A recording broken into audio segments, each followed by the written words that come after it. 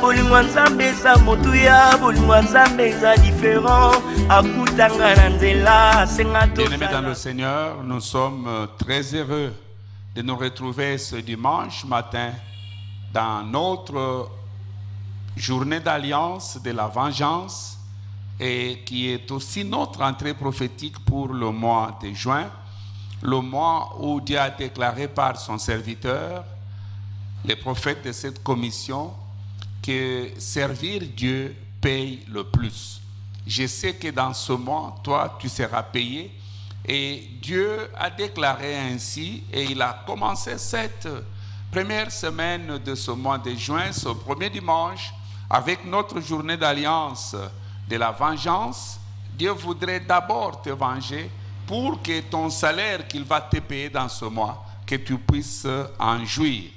Que le Seigneur vous bénisse, vous qui avez l'habitude de nous suivre sur les réseaux, dans cette journée d'alliance de vengeance. C'est quoi une vengeance?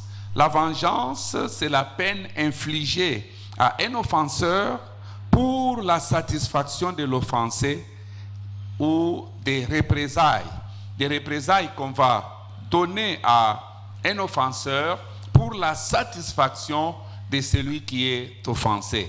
Dans tout ce mois de juin, toi tu seras satisfait. Dieu va remettre le représailles à ceux-là qui étaient en train de t'infliger des représailles. Dieu va alors donner de peine à ceux-là qui t'ont offensé, afin que toi tu puisses aller très loin. Dans Exode 4, le verset 22 et 23, Exode chapitre 4, le verset 22 et 23, la Bible nous dit ceci: l'Éternel parla à Moïse et lui dit, tu diras au Pharaon, voici ce que dit l'Éternel, Israël est mon fils aîné, je t'ordonne, laisse aller mon fils pour qu'il me serve. Si tu refuses, je ferai périr ton fils aîné. Pendant cette journée de vengeance, toute chose qui te refuse d'aller, l'Éternel va le faire périr. Pendant cette journée de vengeance, toute chose qui te retient encore dans la captivité, l'Éternel va le faire périr. Il dit, dites à Pharaon de laisser aller mon peuple. Donc une journée de vengeance, Pharaon avait retenu le peuple pendant 430 ans dans la captivité. Et ce jour est venu. Il y a toujours un jour appelé un jour de vengeance. Et l'Éternel lui-même dit, un jour de vengeance était dans mon cœur. Et sache-le, ce jour de vengeance, c'est aujourd'hui. Et dans ce mois de juin, l'Éternel va te venger. Toi, tu seras libre, tu vas sortir librement. Et cela dans le nom de Jésus.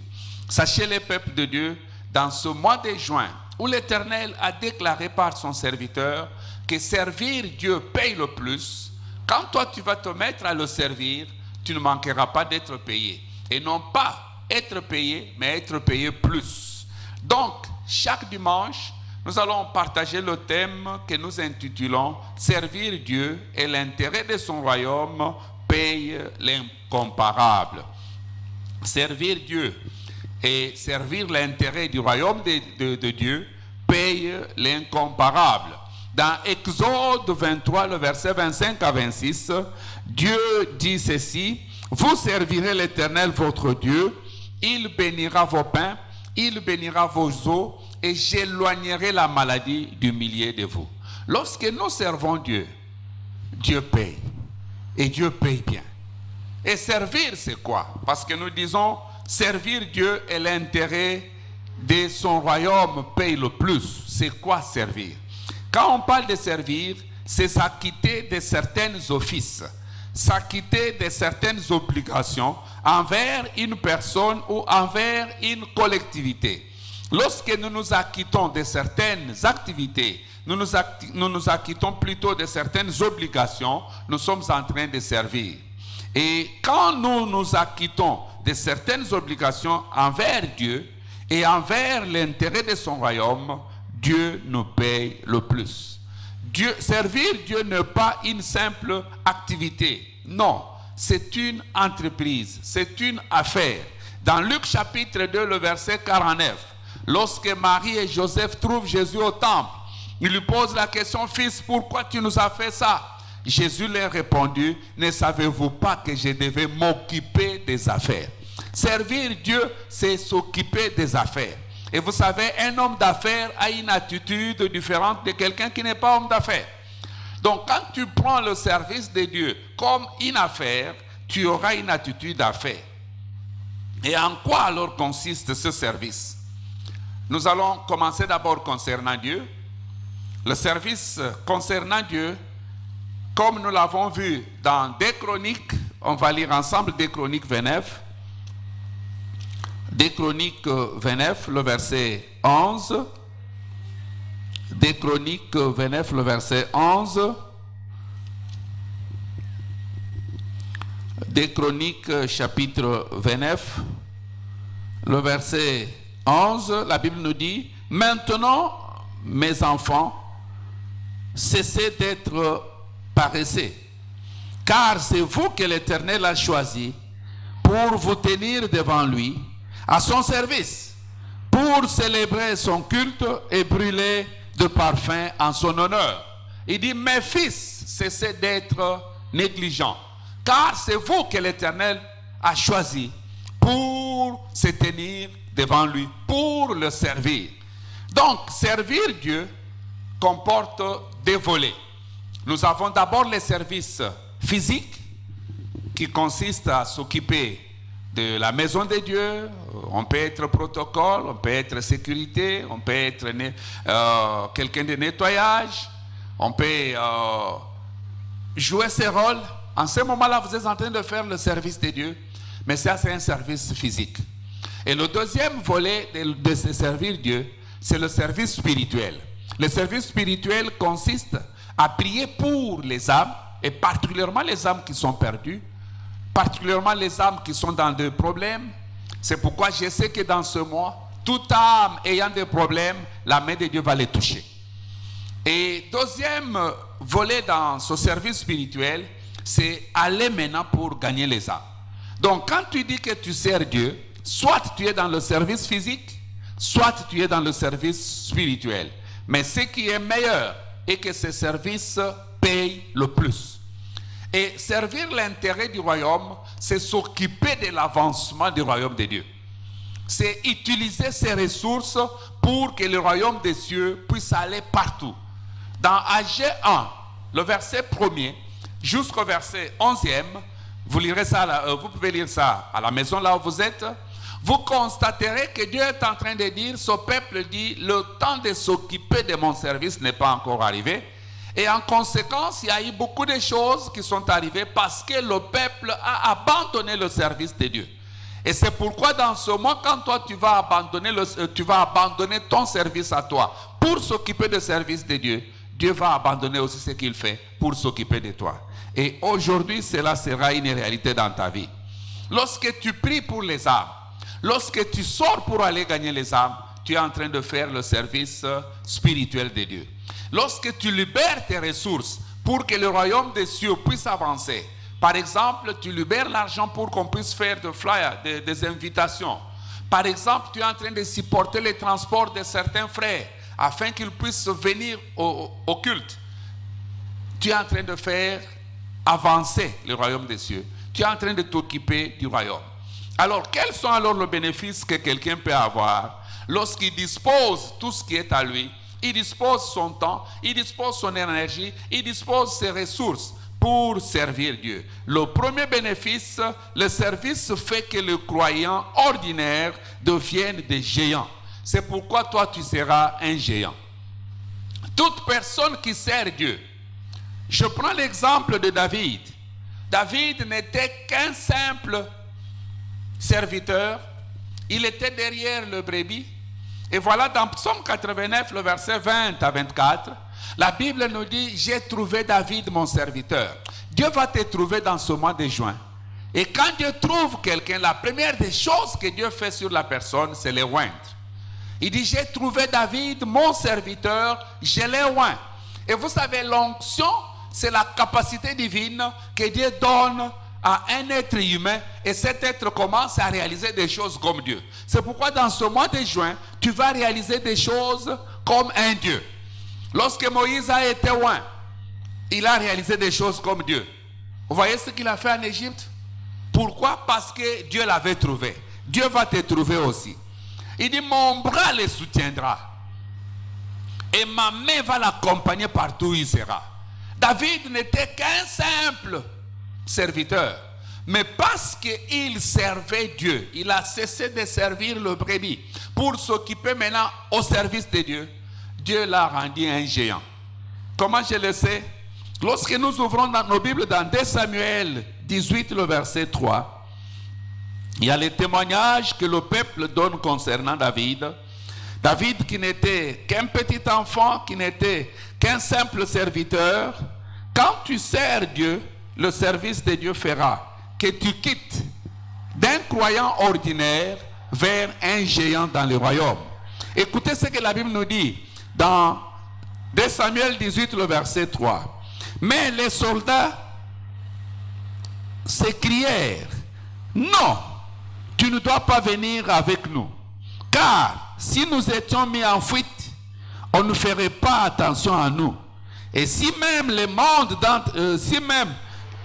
la moitié d'entre nous succombaient, on ne s'y attacherait pas d'importance. Mais toi, tu comptes autant que 10 000 d'entre nous. D'autre part, il est préférable que tu puisses à tout moment venir à notre aide depuis la ville. David devait aller à la guerre avec son armée. Mais les militaires disent non, toi tu ne peux pas aller avec nous. Tu es tellement important que s'il arrivait qu'on ait la défaite, les yeux de l'ennemi ne sera pas sur nous, les yeux de l'ennemi sera sur toi. Vous savez, il y a certaines personnes bien-aimées, même dans leur famille, ils comptent plus que les autres. Ça sera ton témoignage quand tu sers Dieu. Lorsque tu sers Dieu, tu deviens 10 000 fois plus important que les autres.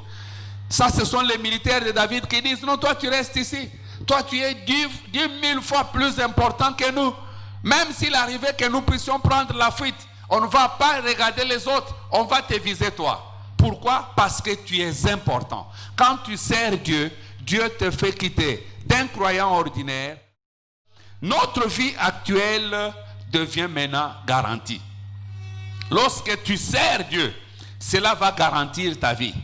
Dans Job 36, le verset 11, la Bible nous dit, si nous servons l'Éternel, nous allons garantir notre vie. Notre vie sera en sécurité. Nous allons jouir d'une vie meilleure. Il n'y a personne qui a servi Dieu et qui n'a pas joui de ce qu'il a pu s'aimer dans le service de l'Éternel. Le troisième bénéfice que nous avons lorsque nous servons Dieu, c'est la faveur de Dieu. La faveur de Dieu. Bien-aimé, tu as besoin de la faveur pour que tu puisses aller loin. Tu ne peux pas aller loin si tu n'as pas la faveur. Ce que je suis aujourd'hui, c'est le produit de la faveur divine. Et chaque jour, ma prière est le vœu de mon cœur et que la faveur de Dieu soit sur moi. Dans Deutéronome 33, le verset 23, tu peux remplacer le nom de Naphtali par ton nom. On dit sur Guillaume, il dit, Guillaume rassasié de faveur. Il possède l'Occident, il possède l'Orient. Quand tu as la faveur de Dieu, les hommes aussi vont te favoriser. Au lieu de chercher la faveur des hommes, cherche la faveur de Dieu. Mais comment avoir la faveur de Dieu? C'est quand on sert Dieu. Dans Psaume 102, le verset 13 et 15, la Bible me dit, le temps de favoriser Sion est arrivé. Le temps fixé, il y a toujours un temps que Dieu fixe. Mais celui qui fixe maintenant, qui fait l'accomplissement du temps fixé par Dieu, c'est ton service. Il dit, le temps fixé est arrivé, le temps de favoriser. Pourquoi on dit? Parce que tes serviteurs, ils aiment la poussière des Sion. Tes serviteurs, ils en chérissent les pierres. Quand toi, tu aimes la poussière des Sion, quand toi, tu aimes servir Dieu, tu es candidat à la faveur. C'est pourquoi je vois la faveur de Dieu localisée. Toute personne qui s'engage à servir Dieu. Nous avons vu ici qu'on peut servir Dieu avec nos ressources. On peut servir Dieu en priant pour les âmes ou en allant chercher les âmes. On peut servir Dieu en étant dans un service, dans un département au niveau de l'église. C'est sur ces 3 niveaux de service que Dieu est en train de bénir. Je vois la faveur de Dieu localiser quelqu'un. Même David, c'est à cause de son service qu'il a été localisé par la faveur. 4e bénéfice que nous avons, lorsque nous servons Dieu, les croyants Dieu le remplit de la joie et de la réjouissance. Tu ne peux pas servir Dieu et manquer la joie, non. Regardez dans Luc chapitre 10, le verset 10 et le verset 17. Le maître les a envoyés pour qu'ils aillent servir. Et à leur retour, ils avaient tous la joie. Reçois la joie là où tu es, et cela dans les noms puissants de Jésus. Vous savez, le secret de la joie, c'est un mystère pour puiser. Dans Ésaïe 12, le verset 3, la Bible nous dit, vous puiserez avec joie dans la source du salut. Chez Dieu, lorsque tu n'as pas la joie, tu ne peux pas puiser. Voilà pourquoi même Dieu aime celui qui les sert en donnant avec joie. Dieu aime celui qui donne avec joie. Pourquoi? Parce que quand tu as la joie, tu vas puiser. Tu sais, tu peux avoir de l'eau chez toi dans un puits, mais lorsque tu n'as pas les seaux, tu ne sauras pas, même si c'est ton eau. Voilà comment beaucoup de chrétiens, ils ont leur bénédiction, mais ils ne jouissent pas de ces bénédictions parce qu'ils n'ont pas les seaux pour puiser. Et la joie. C'est pourquoi le frère Néhémie dit, allez vous réjouir. Allez partager, manger, boire. Car cette journée, c'est une journée de la joie. Il dit, et la joie de l'Éternel est notre force. Reçois cette joie qui va te donner la force. Et cela dans les noms puissants de Jésus. Cinquième bénéfice pour aujourd'hui. Lorsque nous servons Dieu, Dieu nous rend surnaturellement féconds.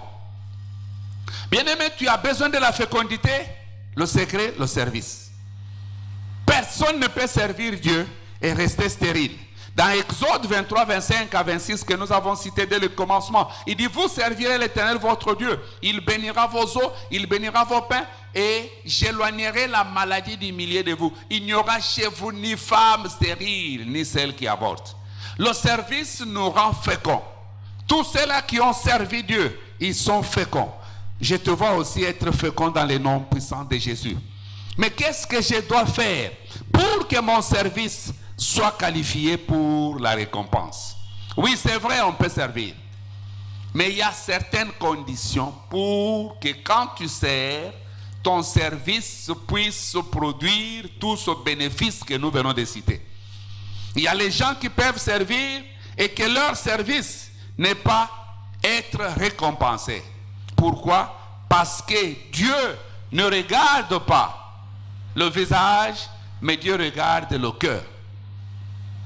Dieu regarde ton cœur pendant le service.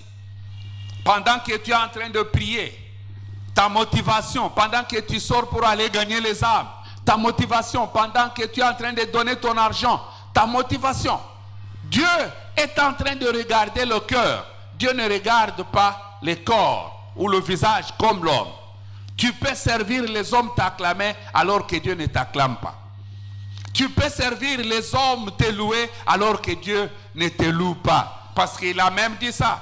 Dans Matthieu, il dit, beaucoup viendraient. Ils viendront plutôt, beaucoup viendront, ils diront, maître, n'avons-nous pas, maître, n'avons-nous pas, et je leur dirai, loin de moi. Regardez, ces gens ont servi. Les hommes les avaient peut-être approuvés, les hommes les avaient acclamés, mais Dieu ne les avait pas acclamés. Mais pour toi, Dieu va t'acclamer pendant ton service. Voilà pourquoi nous devons connaître ce que nous devons faire.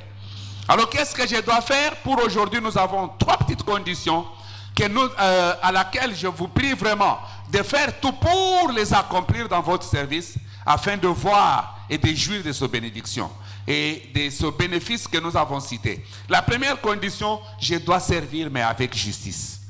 Je dois servir avec justice. Je dois servir avec justice. Quand tu sers avec justice, Dieu te récompense. Hébreux 12, verset 28, 2 Timothée 2, verset 19 à 21, Matthieu 7, 22 à 23. Deuxième condition, je dois être fidèle. La fidélité. Quand tu sers Dieu avec fidélité, tu ne manqueras jamais ce bénéfice que nous venons de citer. 1 Corinthiens 4, verset 2, Proverbe 20, verset 6, Proverbe 28, verset 20. Tu as besoin d'être fidèle. La Bible nous dit, tout le monde proclame leur innocence. Mais un serviteur fidèle, qui le trouvera? Dieu va te trouver. Et quand tu es fidèle, ces récompenses t'accompagnent. Et enfin, je dois le faire avec mon cœur et non pas le faire avec mon corps. Comme je l'ai dit dans Jérémie 17, verset 10, Ephésiens 6, 6, des Chroniques 25, verset 2, je voudrais qu'on lise des Chroniques 25, verset 2, pour terminé. 2 Chroniques 25, verset 2. La Bible nous dit, il fit ce que l'Éternel considère comme juste, mais non pas d'un cœur totalement donné au Seigneur, mais avec un cœur partagé. Il a fait ce qui est juste. Il était juste. Il était fidèle, mais pas avec un bon cœur. C'est pourquoi le cœur joue un grand rôle. Et là où tu es, tu vas prier. Tu connais ton cœur. Tu connais quand tu donnes aux gens. Est-ce que tu donnes pour que les autres voient que tu es celui qui donne? Tu sais quand tu sors. Est-ce que tu sors pour aller gagner les âmes pour que le pasteur t'acclame et dise ce frère-là, cette sœur-là? Quand tu pries, tu sais pourquoi tu pries. Bien-aimé, tu connais l'état de ton cœur. Lève-toi là où tu es et commence maintenant à prier pour ton cœur. Prie pour que tu sers Dieu avec un cœur dévoué. Que tu ne sers pas Dieu avec un cœur partagé comme cet homme. Il a servi, il a fait ce qui est juste, mais avec un cœur partagé. Tel ne sera pas ton témoignage. Père, dans le nom de Jésus, nous recommandons nos cœurs à toi. Voilà pourquoi toi-même tu nous as demandé, tu as dit, mon fils, donne-moi ton cœur, afin que mes voix se plaisent à tes yeux. Seigneur, je voudrais, oh Dieu, que tu m'aides à ce que je puisse te servir avec un cœur sincère. Pas un cœur partagé, pas un cœur qui cherche ses propres intérêts, mais avec un cœur qui ne cherche que les intérêts du royaume. Je te bénis, Père. Merci notre Dieu. Au nom de Jésus. Tu as fait une telle prière, tu es béni. Mais je voudrais t'aider, bien-aimé. Parce que si tu fais cette prière et que tu n'as pas encore reçu Jésus comme ton Seigneur et Sauveur, ta prière ne peut même pas bouger Dieu. La première prière d'un pécheur que Dieu attend, c'est la prière de repentance. C'est pourquoi je voudrais prier avec toi. Je te prête cette parole, que tu dises après moi à haute voix. Dis, Seigneur Jésus, je reconnais que je suis un pécheur. Je ne peux pas me sauver moi-même. J'ai entendu ta parole. J'ouvre mon cœur. Entre dans mon cœur. Sois mon Seigneur et mon Sauveur personnel. Pardonne mes péchés que j'ai fait consciemment ou inconsciemment. Lave-moi par ton sang. Aujourd'hui, inscris mon nom dans ton livre de vie. Et je suis né de nouveau. Je suis enfant de Dieu. Bien-aimé, si tu as fait une telle prière, tu es né de nouveau. Et là, sache-le que quand tu vas te mettre maintenant à servir Dieu, tu ne manqueras pas de jouir de ce bénéfice. Que le Seigneur te bénisse. Étant enfant, tu as besoin de grandir. Et pour grandir, tu dois localiser une église, là où Christ est prêché, en vérité, en esprit. Mais sinon, dès que les choses seront normales et que tu as besoin d'adorer avec nous, nous sommes sur la route de Matadi, au numéro 5, dans le quartier d'Imeuse, dans la commune de Mongafula, juste au triangle de Cité Verte, en face des pompes d'essence et Dienne. Que le Seigneur vous bénisse. À la prochaine. Soyez bénis.